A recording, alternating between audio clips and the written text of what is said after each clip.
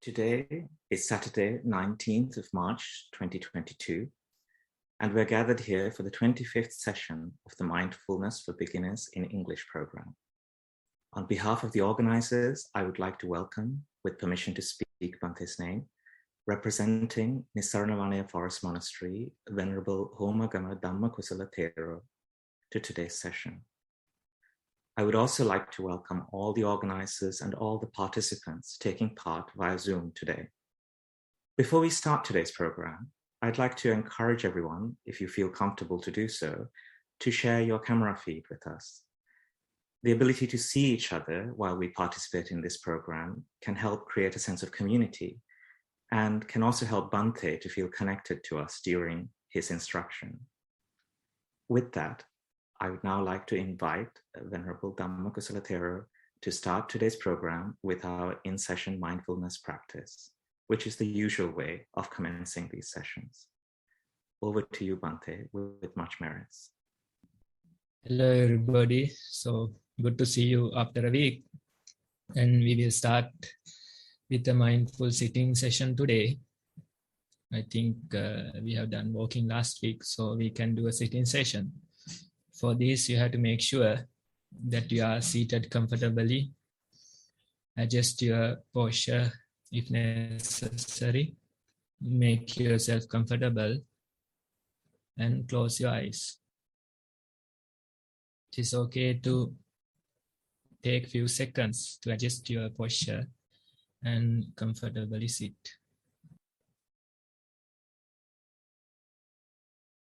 Now we are seated here and we have comfort in this posture. Now we are going to pay attention to the present moment and notice what is happening. Just for a few seconds, pay attention and notice what is happening, what you can notice.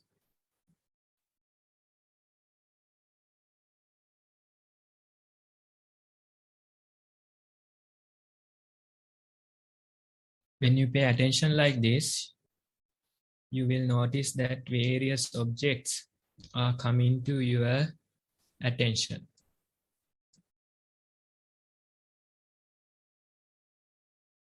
Maybe sounds you will notice in your attention.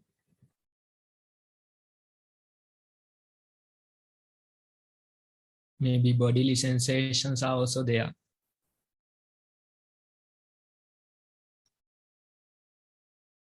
Pressure on your back.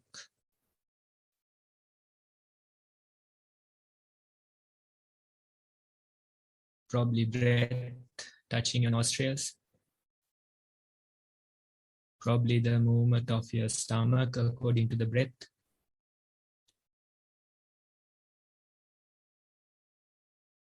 Sometimes you may feel warm. Sometimes you may feel cool. So the bodily sensations are there.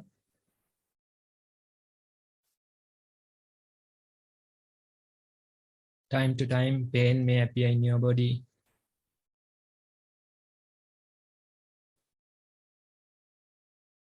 Maybe itchy sensations in your body.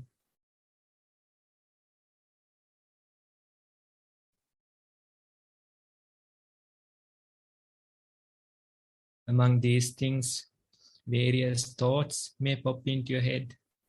Things you have to do. Past incidents. Various family problems, plans. These things may come.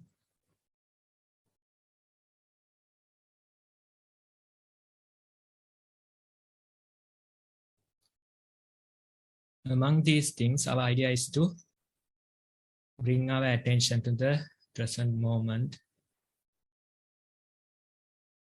Try to be aware that we are sitting here in this moment.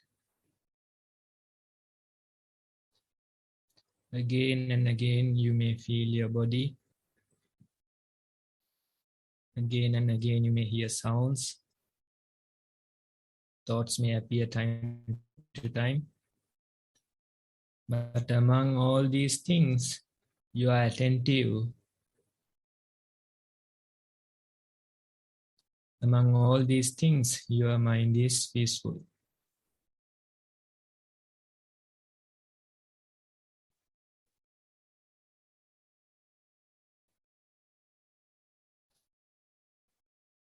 Sometimes you may feel sleepy.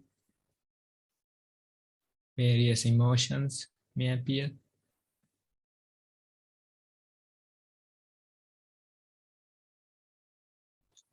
Whatever comes your way, you can still be aware. Be aware that you are hearing sounds when you hear them. Be aware that you are thinking while thinking. Be aware that you feel the bodily sensations as well.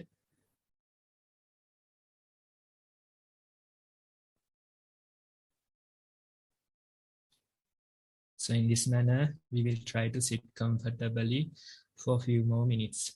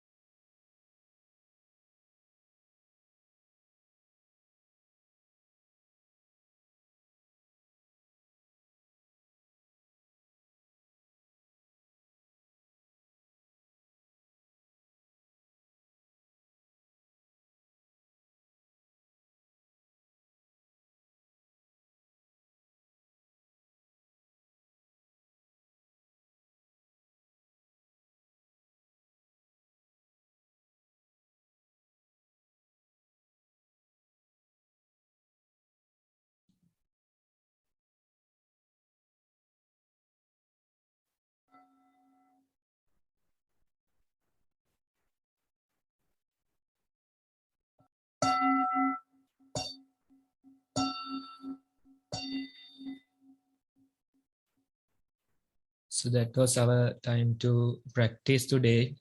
I hope all of you got to sit for a few minutes and be aware. So this practice you can do on your own. Try to sit for a few minutes every day, walk for a few minutes every day, and pay attention. And when you train like this again and again, then you can progress, you can develop your mindfulness. So with that, we can move forward now, Mantha. Sorry, Arosh. Thank you very much, Bhante.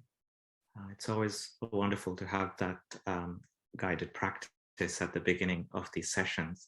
And I always note how this very strong stream of thoughts arise, like a current trying to carry me away, brings one back to the present moment and keeps attention in the present moment. So it's very nice to start with such a experience and such a practice. So we now move to the next section of today's program, which is to present the practice reports that we've received and to listen to the guidance offered by Venerable Bhante in response to these. For this, I'd like to hand over to Anupama, who will also facilitate a question and answer session following the reading of the reports. Over to you, Anupama. Thank you, Arosha. Avasarai Bhante. I hope you can hear me clearly. Yes, Anupama. So I shall proceed with reading the reports. Oh, I'm sorry, Anupama. Your internet connection seems to have dropped out. We can't hear you. Standing posture. Anupama, I don't think we heard that. Apologies, I think. Okay, I'll check. I think it's my internet. You can. You may want to switch off your video to help. I'm very sorry. Let me try and connect to an alternative.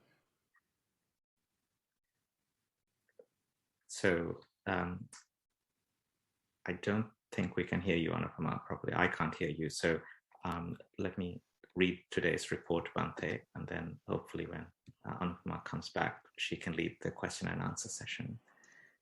So the one report received today is from an adult. It begins, walking meditation.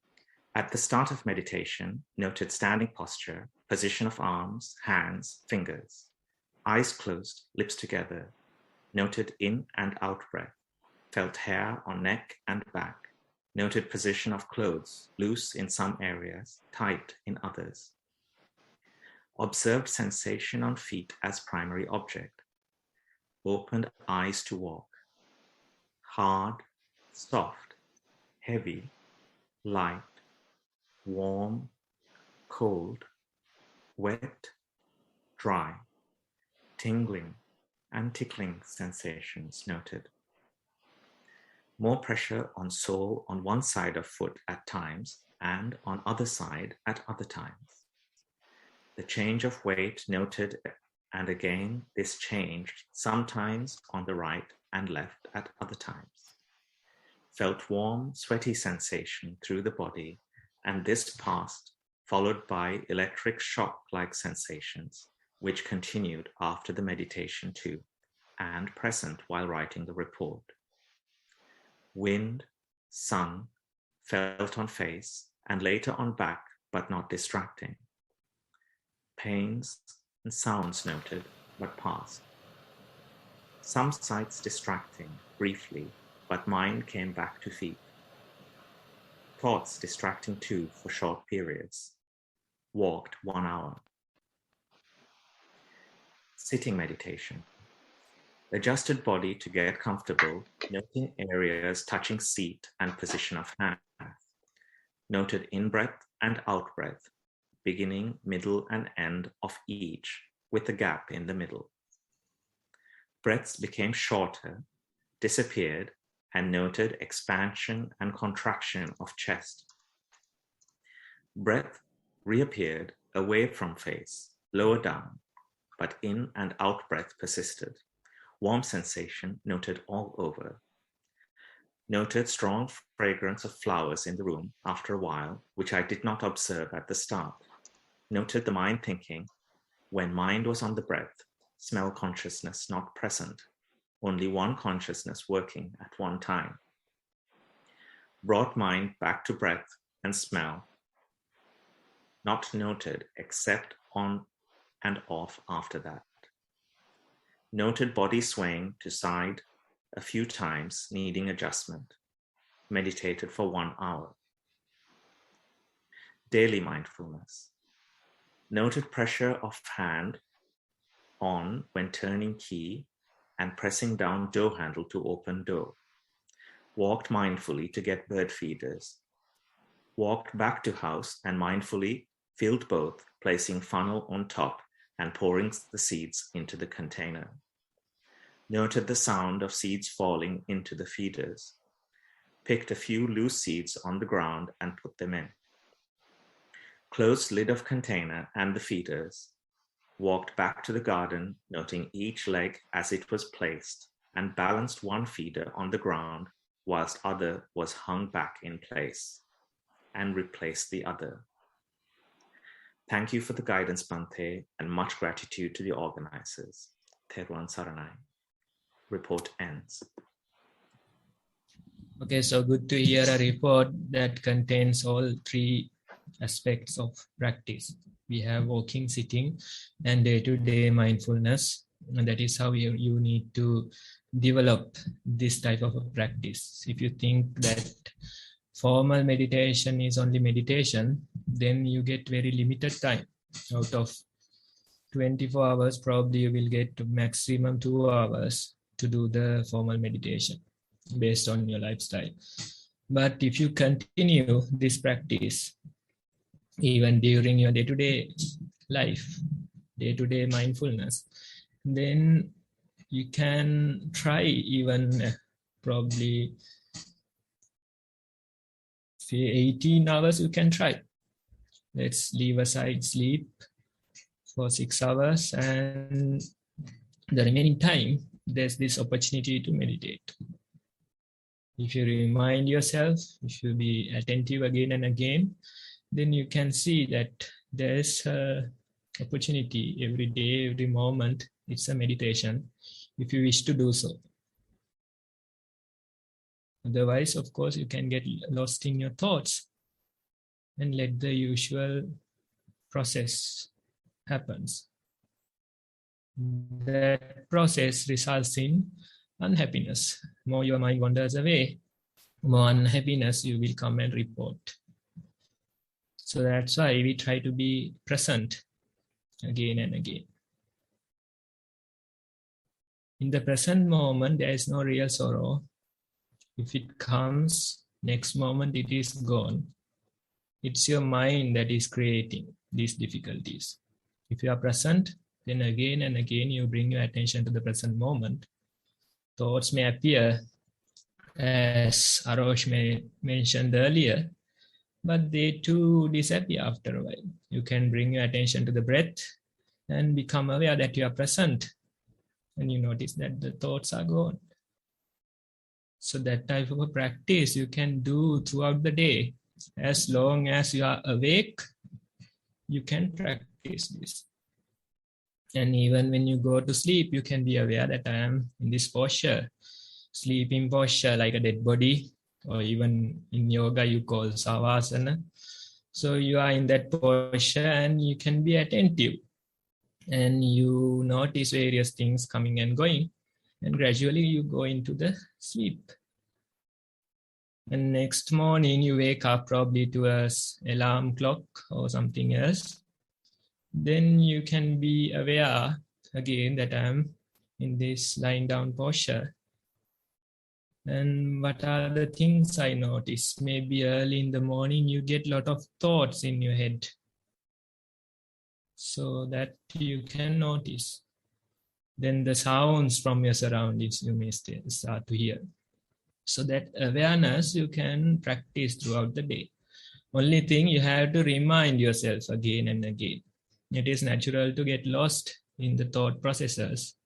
It is natural to get lost with the day-to-day pressure, but again and again, you try to remind yourself. Again and again, just for a few seconds even, you try to be mindful. You try to be aware. That moment, there is no sorrow. There is no worry in your mind. You are relaxed and you are peaceful. More you practice, more that peace will develop in your mind. And you can really see the results. That is the most valuable thing. You can verify this. Within few weeks, within few months, you can verify yourself that this practice, this medicine is helping me. Helping to release these difficulties, these worries, this unhappiness in our mind. Whatever you achieve, there's no real happiness in your life. Today you have acquired a new car probably. You are happy about it, probably a week, you will be happy. But after a week, you may start to wonder about something else. Maybe a new model of the same brand, or maybe something else. Let's say something happened to your car that you are owning. Let's say somebody keyed it. Then what will happen? Then your mind will start worrying, blaming, going for CCTV footage of the parking lot. So those things are good examples the way we suffer in this life. If you are present, if you are in this present moment, there's no real suffering. Instead, things come and they go. So this helps to reduce suffering in your day-to-day life. Within few weeks, you can see that. Within few months, you can see that. You can see that your whole attitude is changing. It feels like the entire world is meditating with you. It feels like even the surrounding, the environment is meditating with you. That's because your attitude is changing. Not other people, they don't meditate. The surrounding, it doesn't meditate, but it feels like that because your attitude towards them is changing. So that change is internal, not outside. Only thing you can do to resolve that change is this practice, is being mindful, is being aware. So this way of practice is good. You just have to continue again and again. And if you share with the group, it will be beneficial to both parties. Thank you, Bhante. I'll hand back to Anupama to continue reading the 2 additional reports we've received today. Avasarai Bhante. Apologies for the technical glitch before. I hope you can hear me clearly now. Yes. So I shall proceed to read report number 2.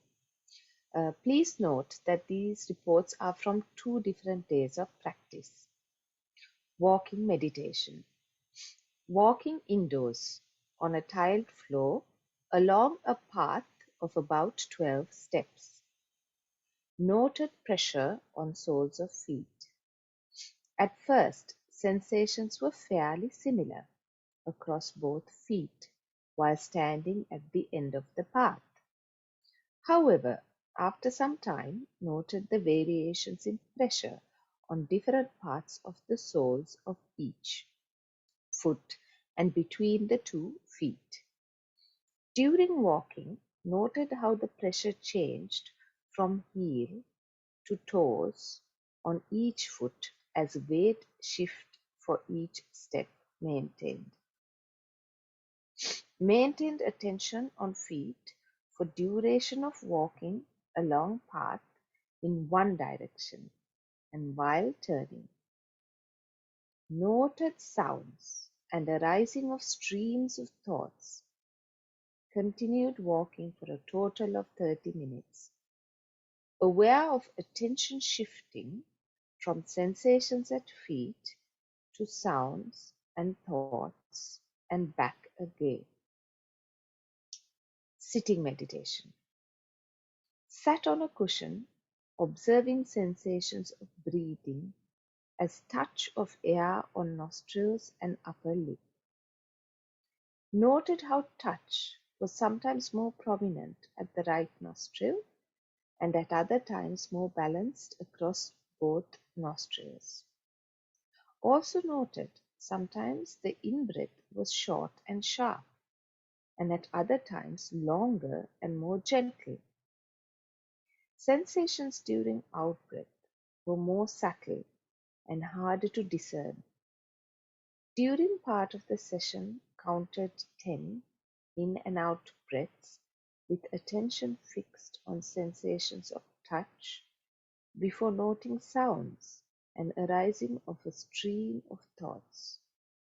Sat for 20 minutes, noting attention shifting between touch at nostrils, sounds, memories, and thoughts. End of report. Okay, so when you pay attention, these things are noticeable. You can feel various bodily sensations, thoughts, chain thoughts, train thoughts, and probably sounds, various things appearing. So this is how we start. We pay our attention to the things that are appearing.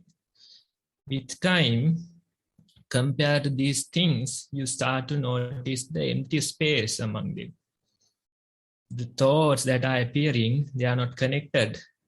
Although you say chain thoughts, train thoughts, there are empty spaces among them. Even between two breaths, there's a space. Between in-breath and out-breath, there's a space. And even single in-breath, there are small spaces in between. So initially it feels like a single breath, but when you observe more and more, you feel like this is a collection of tiny little sensations. So when you see this real nature, it is a good sign that your practice is progressing. When you see spaces in between thoughts, you start to see the real picture. When you see that the in-breath is prominent, the out-breath is not there. When you see that certain part of the body is prominent, other part is not there, you start to see the real picture. So we say we start with the known things, and little by little our attention goes to the unknown. We start with the things that we can verify, and little by little our attention goes to the things that we can't verify. There's no time, there's no space in that place. So initially you are only talking about the things that you can verify or this material world. But with time, with practice, your attention naturally moves to the dark side. Scientists, they call it dark matter, dark energy. Various names they give. But your attention naturally goes to the emptiness. And you realize how little the things are compared to the emptiness. More you practice, more and more you notice the vast emptiness that's in between. And when you see this, your thinking pattern will also change. Earlier you used to complain that these thoughts are bothering me. These emotions I want to get rid of.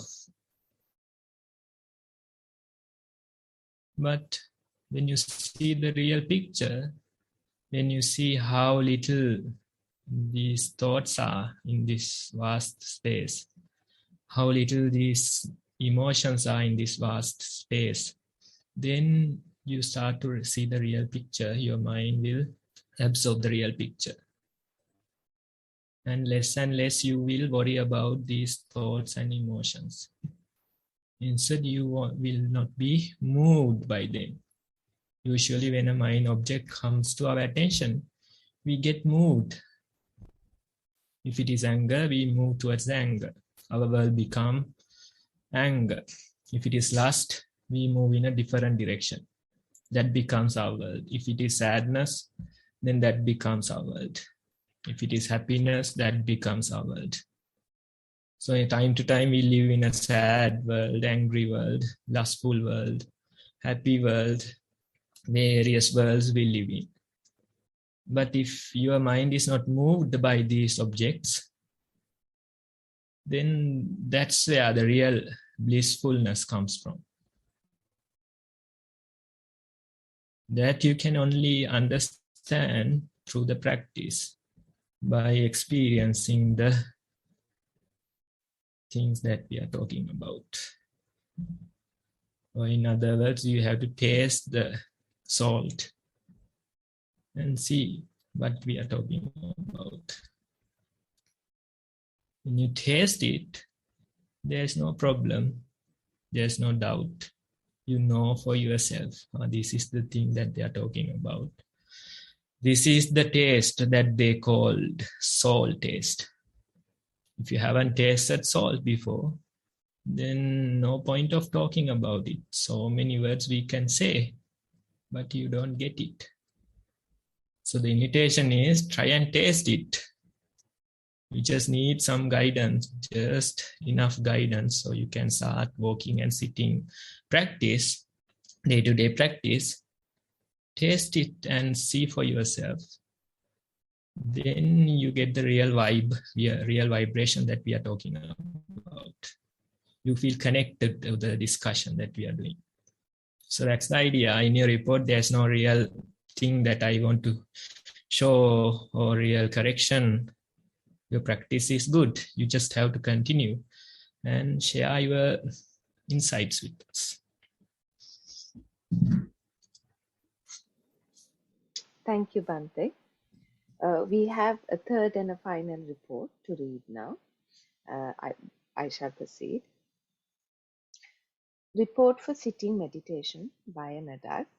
Meditation object breath. Duration 45 minutes. Sat on the cushion, adjusted the posture, and waited to notice the breath with eyes closed. Felt the cold sensation of in-breath near the nostrils, and the out-breath felt warmer. Thoughts about various events came to mind from time to time. Focus returned to the breath each time, although noted that the mind was forming stories with some of the thoughts that appeared in the mind. After a while, the temperature difference in the in and out breath could not be distinguished. Breath became shorter. After a while, noted the built-up pressure in the left side of the body. The urge to change the posture came up in the mind, but just continued to notice this urge. Focus had returned to the breath again. Then something like electrical pulsations spreading upwards and downwards from the torso. The attempt to isolate one pulsation didn't work, as these sensations were too fast, and the movement felt like waves. After a while, these two disappeared. Attention returned to the breath again. Changed the posture when the pressure on the left side became too uncomfortable. Before the meditation, made a determination to sit for more than half an hour. End of report, Bhante. Okay, so there's this part that I want to discuss here. Now, when you sit for a while, this urge to change the posture, various ideas, thoughts about the pain, the pressure will appear. So if you are not used to sitting, within like 10-15 minutes, it will come. But the practitioner, they don't just agree to those thoughts or urges. Instead, they just notice that there's this urge, these ideas, these suggestions are coming into my mind because of the sensation, because of the pressure or the pain in my body.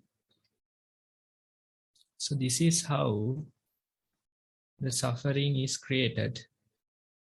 There is a bodily sensation, but based on that, so many thoughts, urges appearing. And more we answer, more we agree to them, the stronger they become.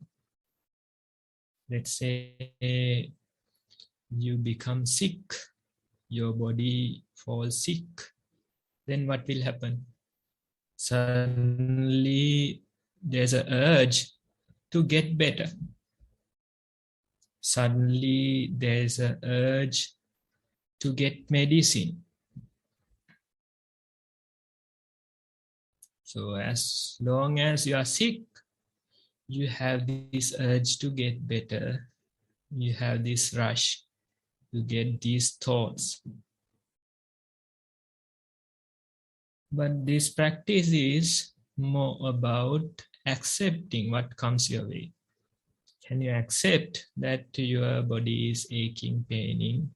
There's this pressure in one side. Can you accept that you are sick? You have fallen sick. Can you take a day off and listen to this message? We call it nature's message. Nature's way of telling you to take a break. Can you answer to that call? Or you want to take some painkillers and go to work? So if you take a day off, probably without medicine, then you can really feel that your body is sick. There's a cold or a fever, something like that. And due to that, I'm suffering. But can I accept that the body is sick? Or do I want to fight it again and again? If you accept, then you realize that the suffering is not there anymore. Instead, you are just a person with a sick body, a person with aches and pains.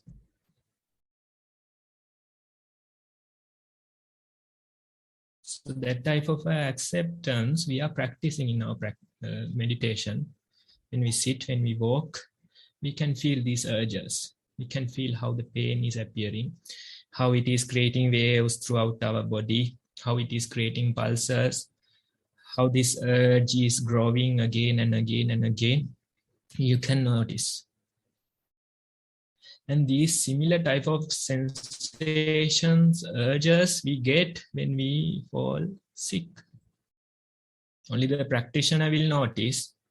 Probably the level is higher, but still similar type of urges, pains, aches, we get when we fall asleep. When we fall sick. So in your sitting, you can notice these things. That little pressure, with that little pain, you are practicing this. You are practicing to withstand. You are practicing to observe these urges, these pains and aches. With time, when you develop your practice more and more, even you can accept your sick body one day and just be with it. Just take a day off and listen to the nature's call. So it's a good start that you have noticed that these waves, pulses running through your body, this urge, and how it is developing with time. So in this report, you have practiced for a while. You have seen these urges. Next time, stay a few minutes longer. Time after, you can stay even further. Like that, you are improving little by little. 1 minute every day, if you improve, probably within 1 month, you can increase your sitting up to 1 hour. If you can sit 1 hour on a cushion, that's a real good level of practice. I'm not encouraging only the sitting, but the mindfulness, of course. But if you can sit, you can stay for 1 hour without moving. You have certain control over your body. Otherwise, every 1 or 2 minutes, we want to change the posture. And when we see such people, we can see they are turning this way, that way, because they can't withstand their body. It is out of control. The mind, it's even more out of control. So in this, when you practice, you accept this body, you try to stay seated for a while. I call this my body. Can I stay seated for a while without moving? I call this my body. Can I walk for 30 minutes without slippers? Can I walk for 30 minutes on barefoot? If it is so-called your body, then you should be able to do that. You should be able to sit for 1 hour on a cushion, on floor. So that ability you can develop, you can take this under control, your body and mind. So increase 1 minute per day. Try to achieve a level probably like higher than 40 minutes seated every day. That's a good achievement. And if you keep maintaining that level for a few months, then you realize that your practice is growing very much. Thank you, Bhante, for your practical tips to continue to develop mindfulness, and of course your continued encouragement to engage in the practice of mindfulness on a daily basis. Now I believe we are moving on to the Q&A session. If anybody has any questions for Bhante, please raise your Zoom hand and we will invite you to unmute your mic and ask the question. I believe Gihanta has his hand raised. If you can kindly unmute yourself and ask the question, please. Thank you, Anupama. Avasrai Bhante.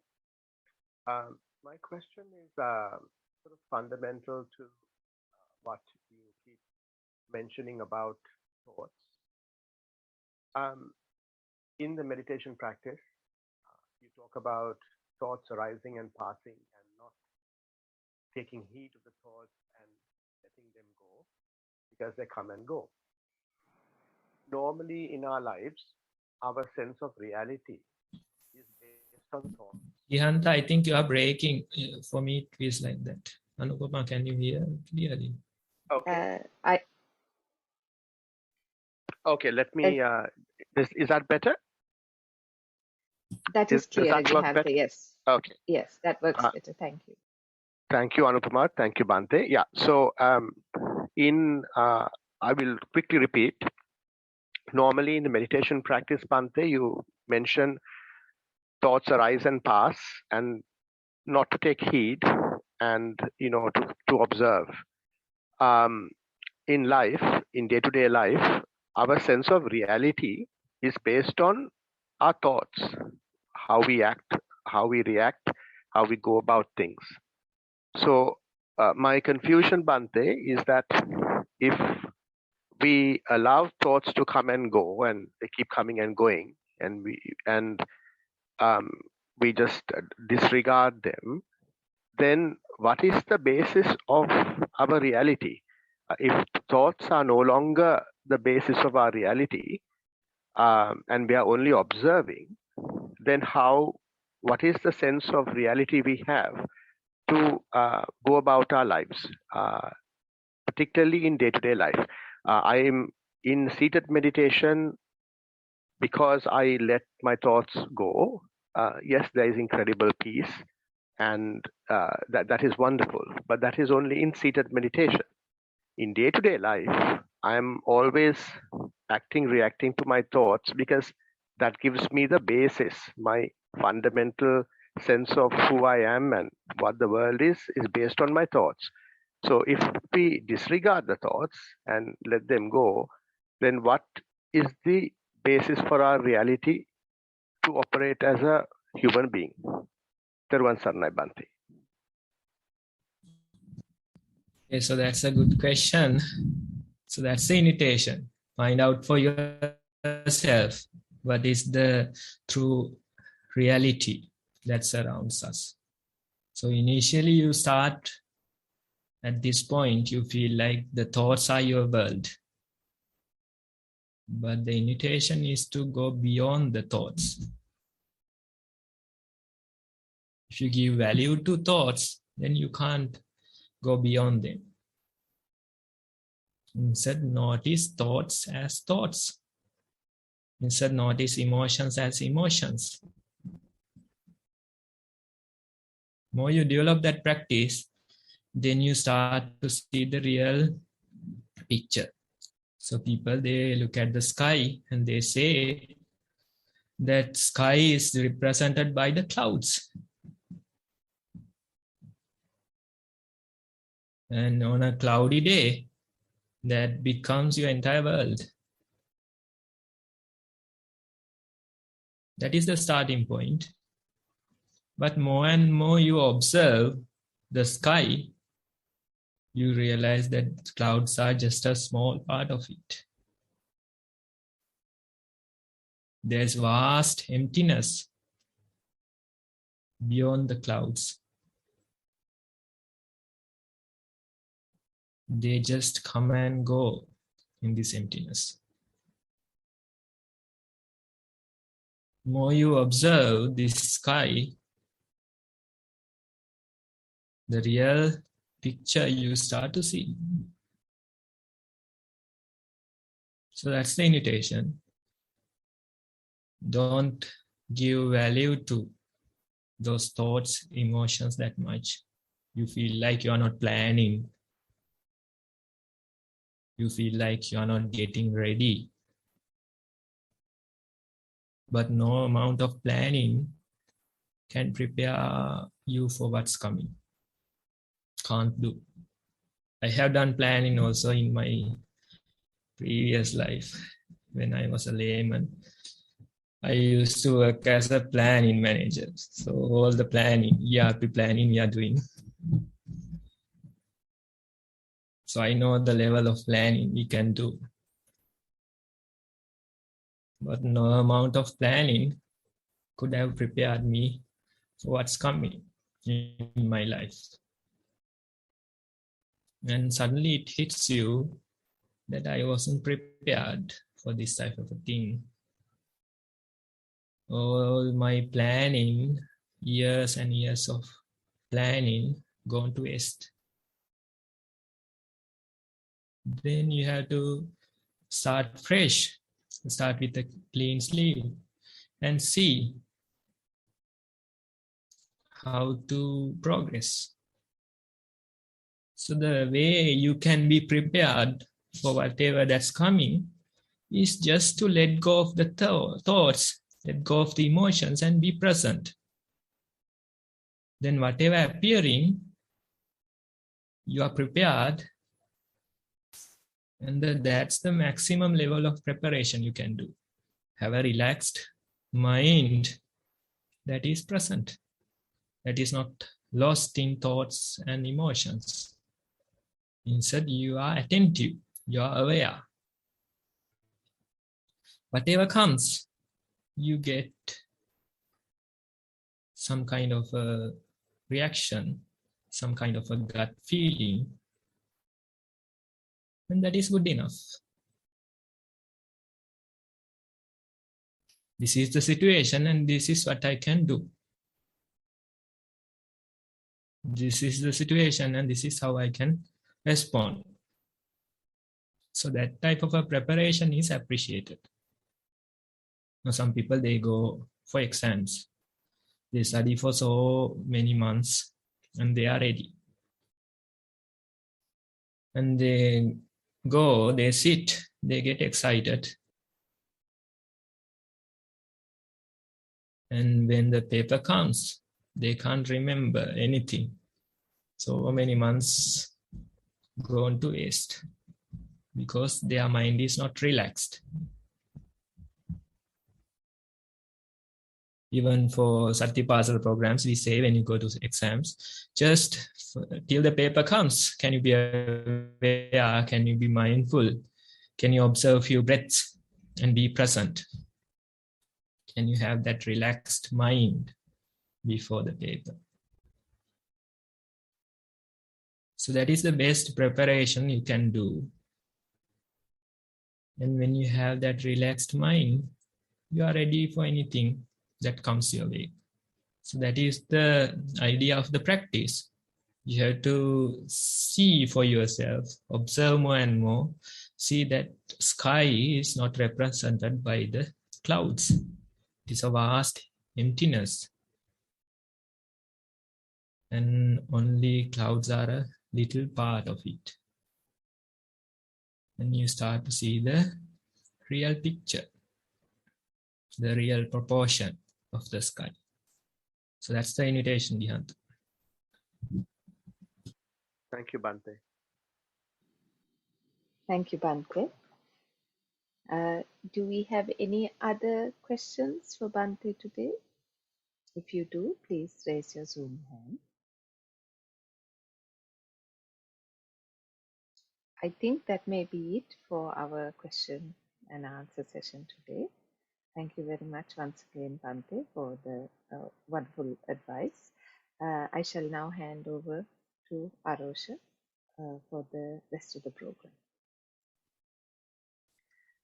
Thank you very much, Anupama, and thank you to everyone who contributed, and especially to Bante for his advice and guidance during that session.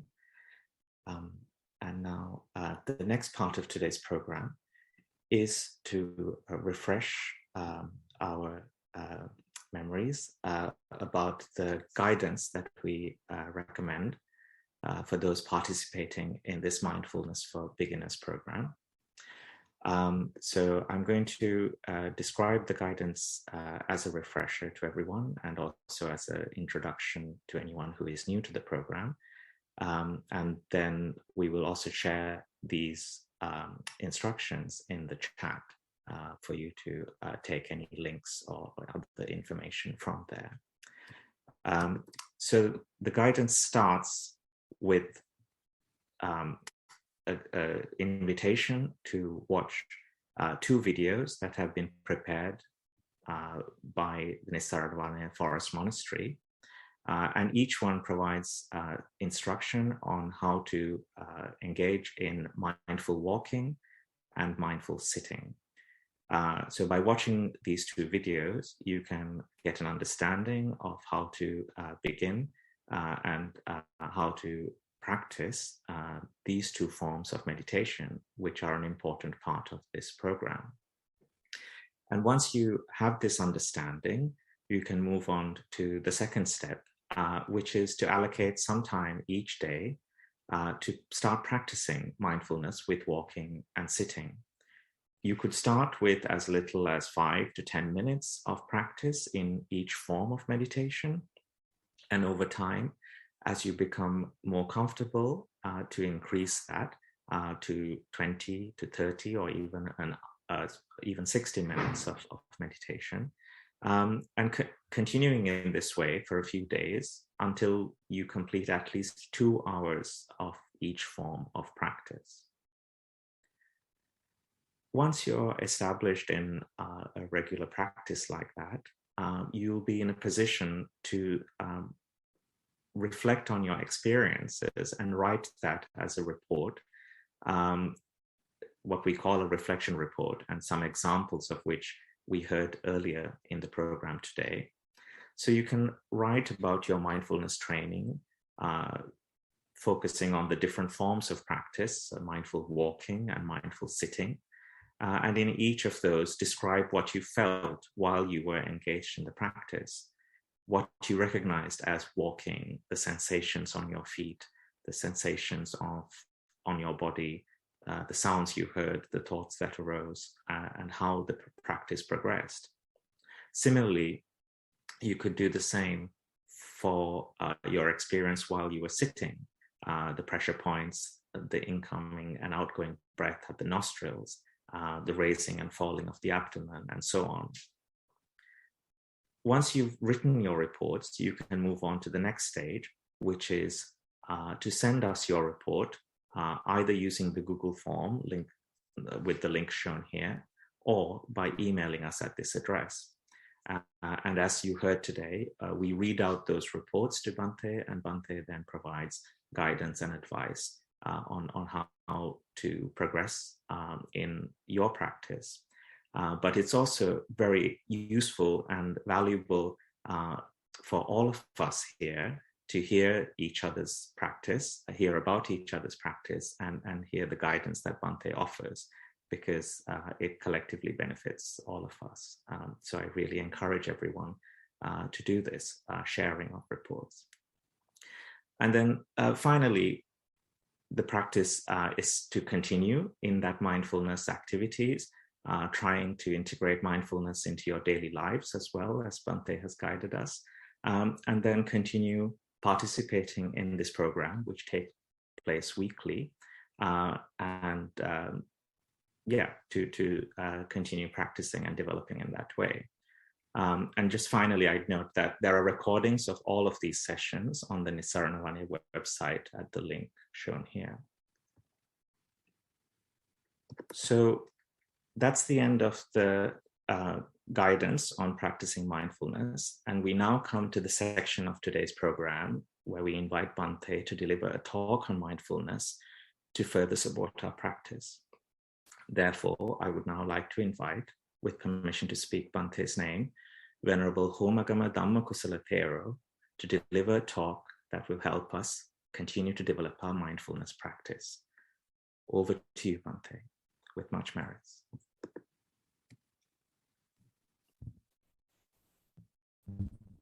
Thanks, Arosha. So today we will spend about 15-20 minutes discussing a little bit more about the practice that we are doing, the mindfulness, the awareness, and how it can help our day-to-day life.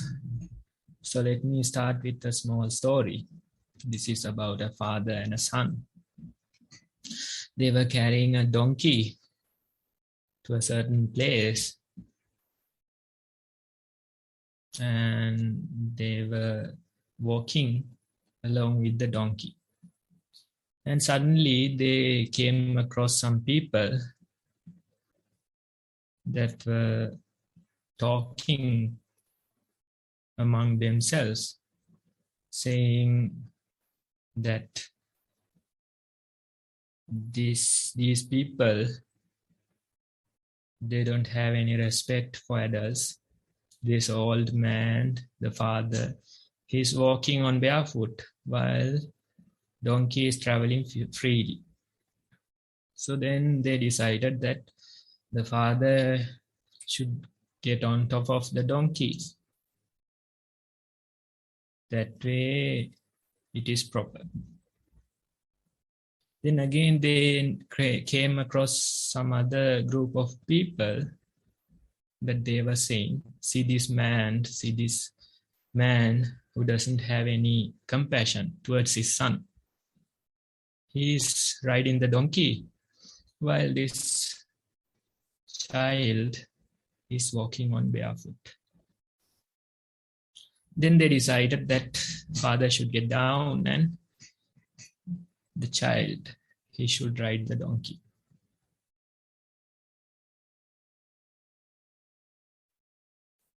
Then again, they came across some people that made the earlier comment. Now they decided that both of us, we should get on the donkey and both of us should travel like that. Then after a while, they came across another set of people, another group of people, and they were complaining about the animal rights.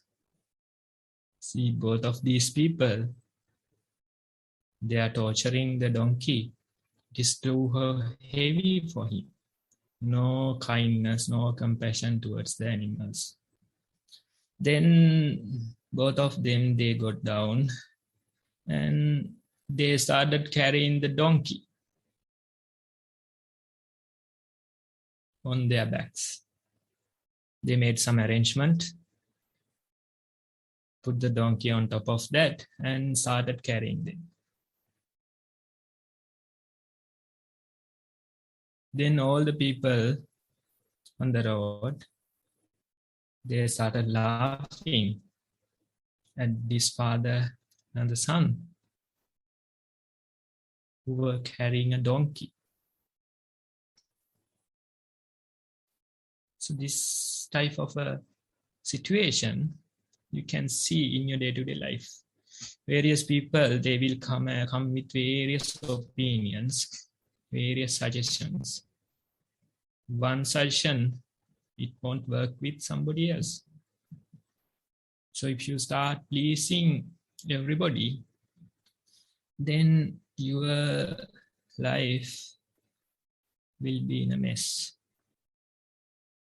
If you start listening to everybody,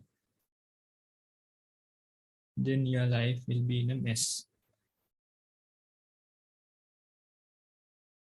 Instead, this practice is more about pleasing oneself. This practice is more about listening to oneself. When I say pleasing oneself, that is not going after material things. Of course, certain people, they think that if I have this and that, then I'll be happy. If I attained these things, then I'll be happy.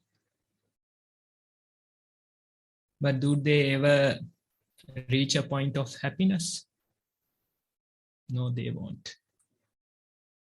As I said earlier, one day you want a certain thing. After probably months of hard work, you get it. Now you have to protect it from the society, from other people. If it is a car, if somebody keyed it, then you feel so bad. You feel so angry. So that's what happens to the Tesla owners. People somehow, they don't like the Teslas that's on the road. So they keep keying these cars. And the owners, they are in a hell type of a situation because they spend so much on these vehicles and they feel angry. They feel sad that their property is damaged. So if you think the material things can bring you lasting happiness, that's a delusion. That's not real. Instead, you have to listen to yourself. When I say listen to yourself, I'm suggesting you listen to the present moment, the reality. You keep your eyes open and notice what is happening right here and right now. Not in the past, not in the future. What is happening right here, right now. So if you practice this, that we can call pleasing oneself. This is not like temporary happiness that the material things will bring us. Instead, this is a lasting happiness. This is listening to oneself. This is not listening to the outside people. This is listening to the present moment. What is happening right here, right now? What type of a situation am I in? What are the emotions that I feel in this moment? What am I doing in this moment?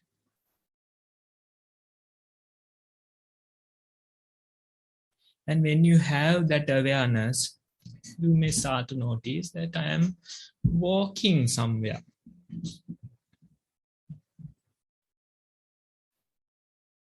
Or I am sitting somewhere. Can I be aware that I am walking? Can I be aware that I am sitting? Or you are doing some other work. Maybe you are cooking. You are cutting vegetables. Instead of getting lost on those thought processes, can I be aware that I am cutting vegetables? I have a knife in one hand. I'm holding it and I'm cutting vegetables. Can I be aware?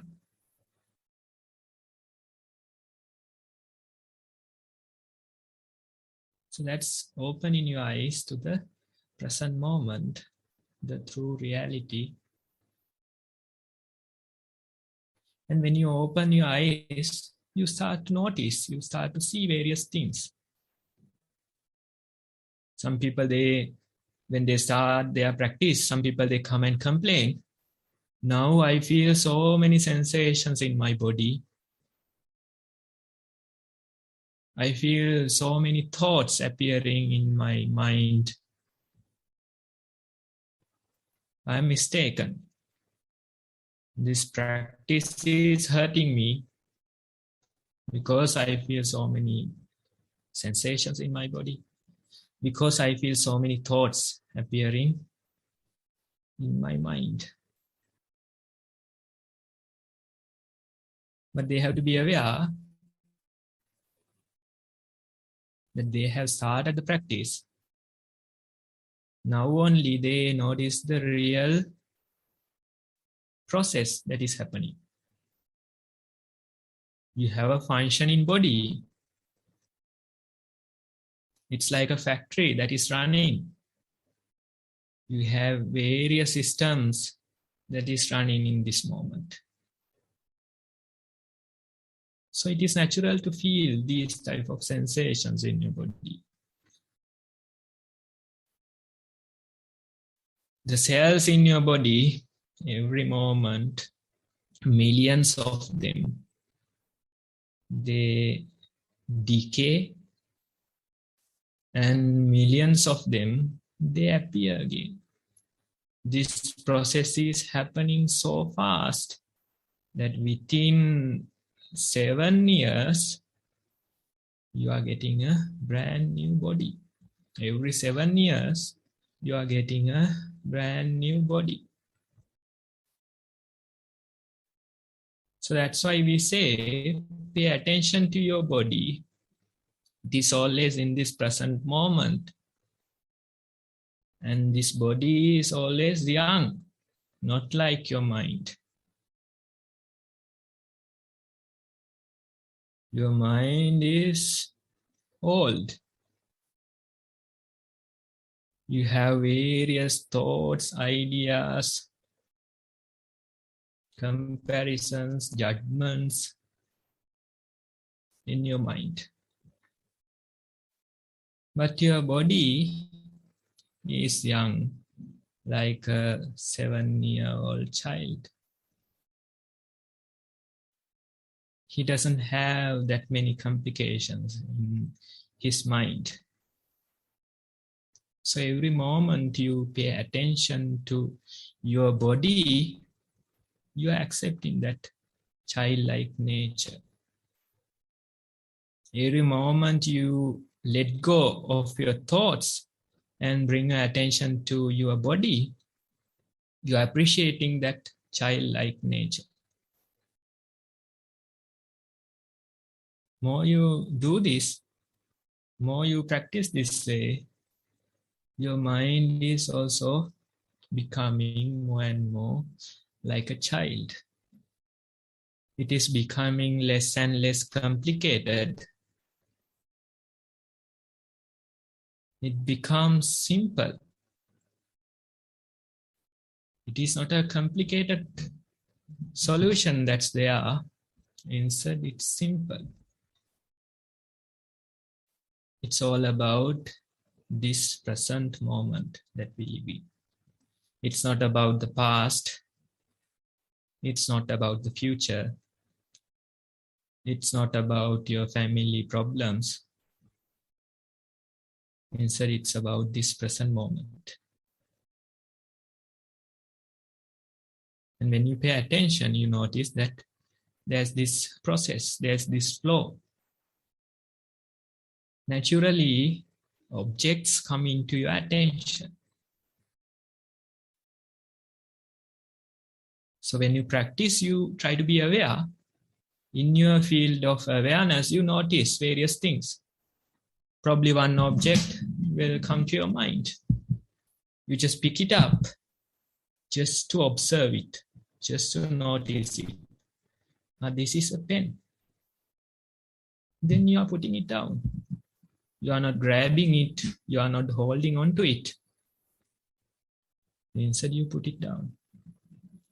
Then another object will come to your mind. A pencil.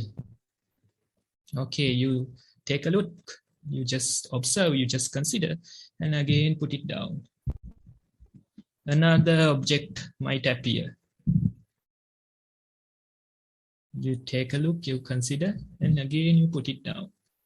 So you are holding with the purpose of observing and letting go. Again and again you are holding, but again and again you are letting go. You are putting it down.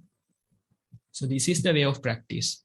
So some people, when we say meditation, they say that I am not holding anything. I want to keep my mind free of objects. And they start trying that. They start to plug into this emptiness right away. That is not how it works. Instead, you are holding on to things.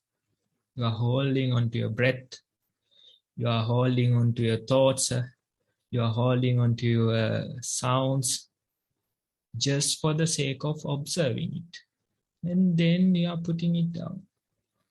A fresh object will come into your mind. Again, you are holding for a while. Again, you put it down. Another object will replace. Then again, you are holding for a while. Again, you are putting it down. So this process, you don't have to do it intentionally. Instead, it is naturally happening. You just have to be the observer and notice that this process is happening. Okay, now I feel the breath. Next moment, you feel something else. Okay, now I feel a sound. Next moment, you feel something else. Okay, now I feel a thought in my mind. Next moment, it is something else. Just let this process happen naturally and just be the observer. Just be the observer and notice what is happening. So initially, it feels like you are putting a lot of effort. You have to walk in a certain way. Some people, they are labeling left, right, left. That way they are labeling. You have to sit in a certain way. That is how you start. But when you practice more and more, you realize the way of letting go. More hours you spend for this practice, the practice will come naturally to you. Today we were doing some activity with a saw, and when we started, we had to put a lot of effort.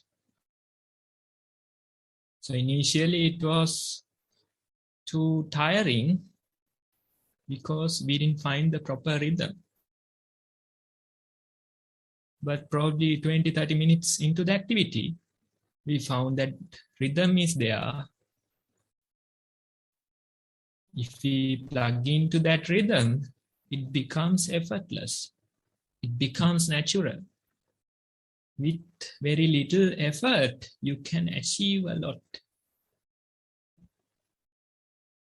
So that's the way of practice. Initially, you have to put some effort.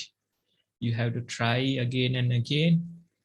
And with time, you realize the natural rhythm of this practice. You plug into the natural rhythm of this practice. When you know that rhythm, then it becomes almost effortless. With little effort, you achieve a lot. Now, when people they were asked to maintain their mindfulness throughout the day, sometimes they come with a complaint. They say, I try to be mindful before I fall asleep, and due to this, I can't fall asleep. I couldn't sleep for hours. That's their complaint. Why is this happening? Because now they are on their bed. They are ready to fall asleep, but they don't want to let go. Instead, they are holding on to things. They say, I want to keep observing my breath. Or I want to keep observing my stomach. And they are holding on to the practice. The practice is not about holding on. Instead, it's about letting go. So if your mind is ready to fall asleep, then you have to let go. Only when you let go, your mind can fall asleep. So if you're holding on, then you can't. That is natural. Till you let go, you can't fall asleep. So that is the proper way to practice. You just let go and just be with that process. Just be the observer.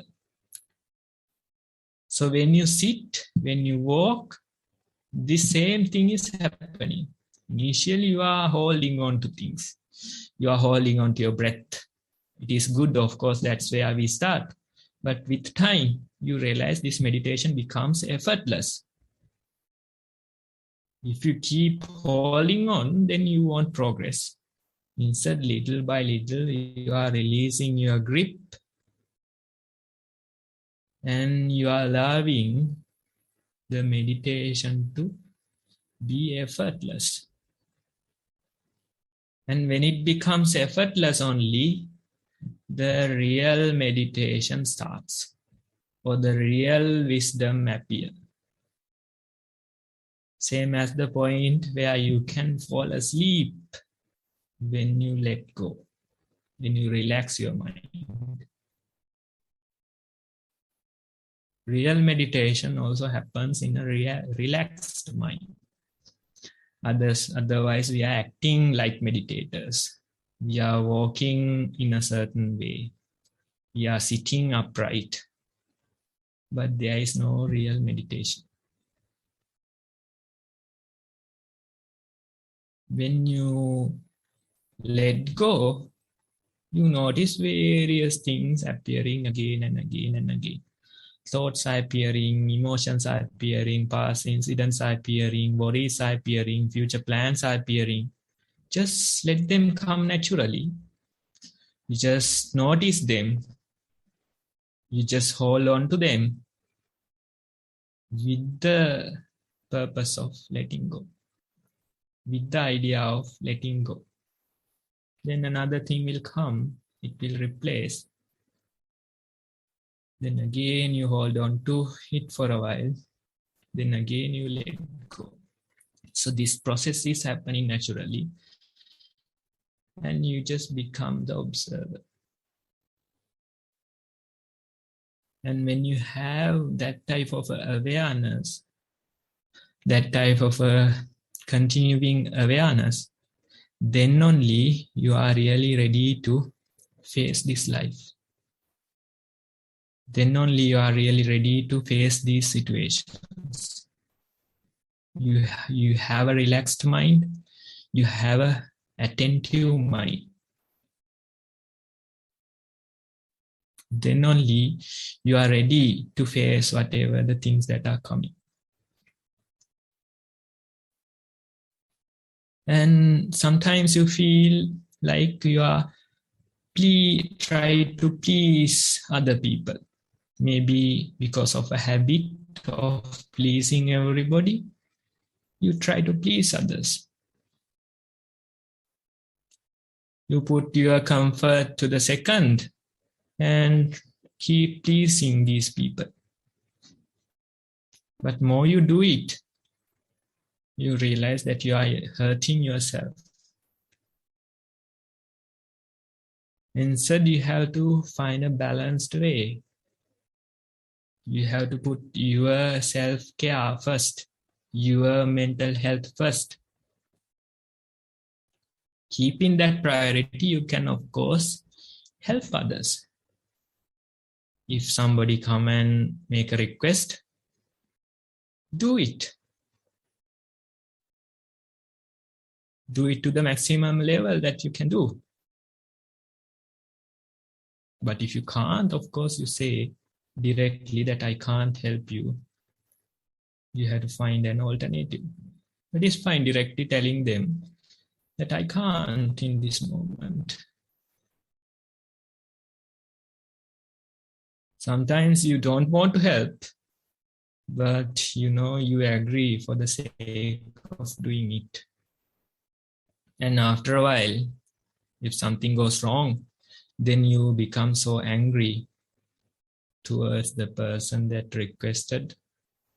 You become so angry towards yourself. So you are helping nobody.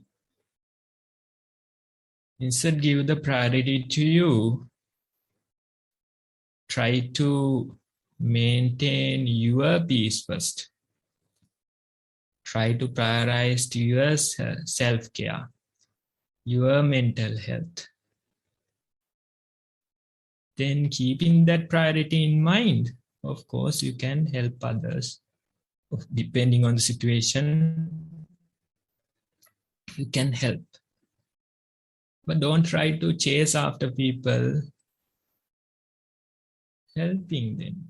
That's not necessary. Instead, let them come. Let them make a request. Then you can, of course, do the maximum level you can.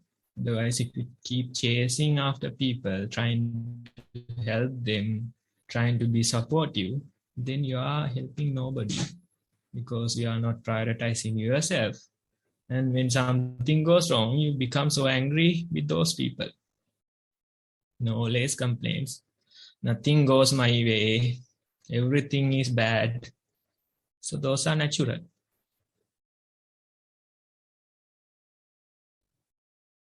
You have to prioritize yourself. You have to prioritize your peace. You have to reserve some time for yourself.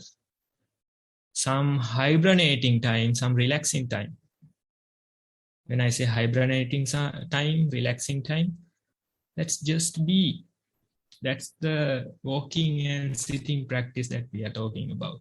You just walk for the sake of walking and be attentive. You just sit for the sake of sitting and be attentive. Notice what is happening. Just be the observer. Stop reacting, stop holding on to things. Just let go and again be aware. That is relaxing time. That is hibernating time. Even the animals, they have that skill. When the environment is not so good, they hibernate. They save their energy. They go into their den and, stay for a while. Again, when they are ready, they come out. We also had this skill, but we have forgotten. Now in this modern society, you have to learn it again and again. You have to develop this skill. Otherwise, you will get exhausted.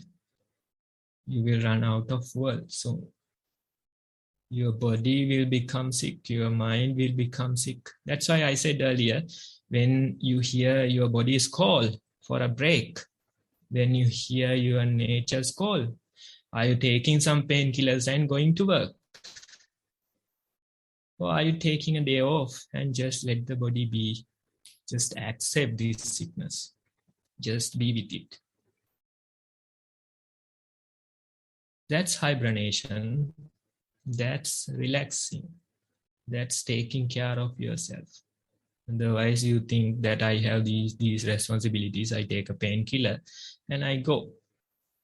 Again and again, this vehicle is saying that I am tired, I am not ready, you have to give me a break, but you are not listening. So one day it will break down. One day you will become sick in your body, you will fall asleep, you get a major sickness, or even in your mind, you get a mental breakdown. So when you look around, that is happening everywhere. There's a pandemic of mental health out there in the world. I'm so thankful that I got this message early in my life, that I didn't have to go into medication for my mental health. Some people, they suffer and they have to take medication. Various names are there, depression, anxiety. So without a pill, they can't sleep at night. So there was this person, he had a problem. So he took some medicine for his mental health. And the dose, the doctor was reducing. And finally said, this is the minimum dose I can give you. And you have to continue with this for the rest of your life. And this person, he went after a few years and again asked, can we reduce even further? And the doctor was saying, no, you can't. Even I am taking this dose. Without that, I can't even sleep at night. So the mental health, it has gone to that level. This is because you keep pleasing other people, you keep prioritizing other people, and you are not listening to your body. You are not prioritizing yourself.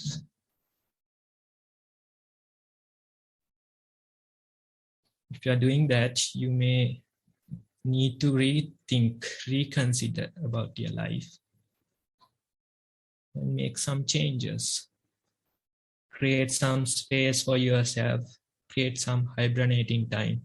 Of course, do your responsibilities to your children, to your spouse. That is fine. But can you at least separate 1 hour for you? Can you tell them I'm spending this many hours per day for you? Can I have 1 hour out of these 24 hours? Can I just relax? Can I just hibernate during that time? So that's the idea for today. And I hope all of you get to practice this, get to, consider about your mental health, consider about your happiness, and continue to practice, continue to join with us, and try to share your experience. Try to tell us how this practice is helping you. Thank you for listening. Thank you very much, Bhante, for that very valuable and insightful talk on mindful practice. If there's anyone with a brief question based on the talk, I can give a minute or two. but we are really running out of time for today's session. You can raise a Zoom hand for a quick question if you would like to. All right, I think there's no one with a question today on the talk. So I would proceed to end the session by thanking Bhante for Bhante's participation in today's session, and also for a time period of more than 1.5 hours being with us and explaining the concepts of mindfulness and going through the in-session mindful sitting, then moving on to the Q&A session, and then the talk itself have provided us a lot of fuel to fuel the fire of mindfulness in us. And especially on the talk, I noticed that this is a journey of transitioning from effortful mindfulness at the beginning to effortless mindfulness towards advancing stages. And then also that this will be a great support for sustaining mental health and fitness in all our general activities. So I would like to wish Bhante's own practice will improve based on these kind actions from Bhante on helping us all. So on behalf of all of us, I would like to wish Bhante a happy and mindful week ahead, and hope to see Bhante's contribution in the same manner in the future sessions as well for this program.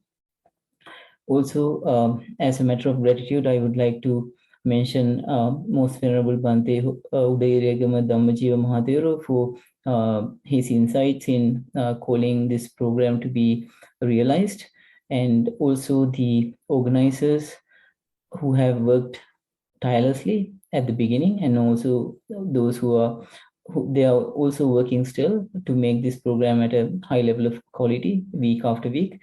So I would like to thank them and pass on merits to them as well, and also for the great people who are attending this session and trying to grasp the concept of mindfulness and trying to apply it in mindful sessions and in daily activities. I would like to thank you on behalf of the organizers, and hope that you will be able to log into future sessions and derive the maximum benefit from these activities. With that, our session comes to an end today. If someone has any question, comment, or feedback on the program in general, you can raise a Zoom hand and we can give you 1 or 2 minutes to speak. Okay, I think there's no one today. I would like to proceed to the announcements. I have 3 quick announcements. I'll share the screen quickly. Okay, you can see the website being shared on screen. It is the Nissarana.lk website. If anyone in the program in the session is unaware of this website, you can go onto this website and find out a whole heap of information on Nissarana Vanaya Forest Monastery, leading forest monastery in Sri Lanka, distributing the message of mindfulness to people from all over the world, including Sri Lanka. And then there is the other second website, which is the second announcement, is the satipasala.org website, which is highlighting the activities of the Satipasala Foundation, where you can peruse this website and get yourself accustomed with the various activities and maybe even start joining some of them if you have the time. For the third announcement, I will stop sharing the screen. The third and final announcement for today is that this is a program structured to benefit people who are Buddhist or non-Buddhist, or from Sri Lanka or not from Sri Lanka. So I would like to invite all of you to let others know who would like to get learned in mindfulness, and inform them of the session times and session details so that they also can log in and participate. So at the end, I would again like to thank Bhante for his participation. It is much appreciated. And I would like to wish all of you a happy and mindful week ahead. I will end the session now.